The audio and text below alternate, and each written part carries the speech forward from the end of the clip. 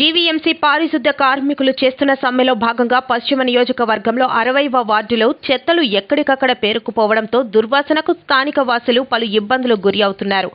ఈ విషయాన్ని తెలుసుకున్న వైకాపా నగర ప్రధాన కార్యదర్శి సరగడం పత్నీరావు జీవీఎంసీ ఉన్నతాధికారులతో మాట్లాడి వెంటనే ఇక్కడ ఉన్న సమస్యలను తీర్చాలని కోరగా వెంటనే అధికారులు స్పందించి పారిశుద్ధ్య సిబ్బందిని అక్కడకు పంపడంతో వెంటనే పేరుకుపోయిన చెత్తలను తొలగించడం జరిగింది.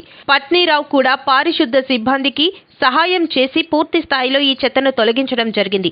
ఈ సందర్భంగా పత్నీరావు మాట్లాడుతూ ముఖ్యమంత్రి జగన్మోహన్ రెడ్డి గారు అన్ని వర్గాల వారికి ఉద్యోగులకు అన్ని సౌకర్యాలు కల్పిస్తున్నారని, మున్సిపల్ కార్మికులకు కూడా తగిన సహాయ సహకారాలు ప్రభుత్వం కల్పిస్తుందని, వెంటనే కార్మికులు సమ్మెను వీడి ప్రజల సమస్యలను తీరే విధంగా వెంటనే విధుల్లో హాజరు కావాలని, ప్రభుత్వం పారిశుద్ధ్య కార్మికులపై సానుకూలతతో ఉందని, ప్రస్తుతం ఈ పండుగ సమయంలో మున్సిపల్ పారిశుద్ధ్య కార్మికులు ఇలా సమ్మె బాట పట్టడం తగదని ఆయన అన్నారు. అందరికీ నమస్కారం. ఈ జీఎంసీ కార్మికులు చేస్తున్న సమ్మె సరైనది కాదు. అలాగే ముఖ్యమంత్రి గారు ఇచ్చిన హామీలు ఇవ్వలేని హామీలు రెండు కూడా నెరవేరుస్తున్నారు. మరి ఈ పండగ పూట ఈ జీఎంసీ కార్మికులు ఇలాగా ఈ చెత్త తీయకుండా ఇలా ఉంచడం చాలా చాలా దారుణం ఇది.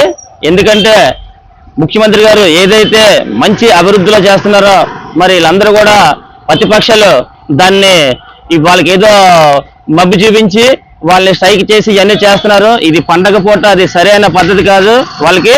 కానీ ఆంధ్రప్రదేశ్ ముఖ్యమంత్రి గారు ఏదైతే మాట ఇచ్చారో మాట తప్పనే మనిషి. మరి అటువంటి మనిషికి మనందరూ జైలు పలకాలి.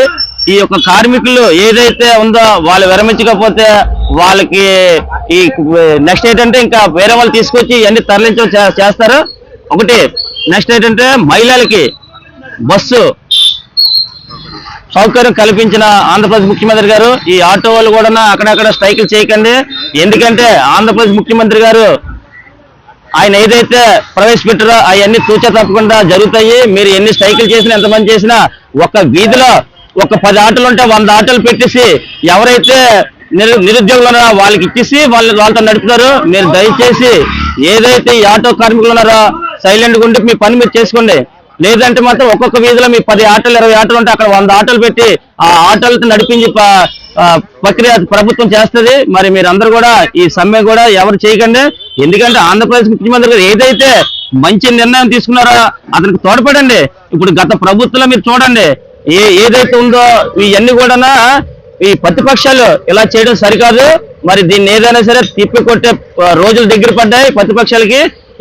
ఒక్క విషయం చెప్పాలి మీకు, ఈ రోజు చూస్తున్నాం మనం నాడు నేడు హాస్పిటల్ ఈ కేజెస్ చూడండి ఏదైతే ఉన్నాయో సౌకర్యాలు అలా కల్పించిన వ్యక్తి ఆంధ్రప్రదేశ్ ముఖ్యమంత్రి గారు.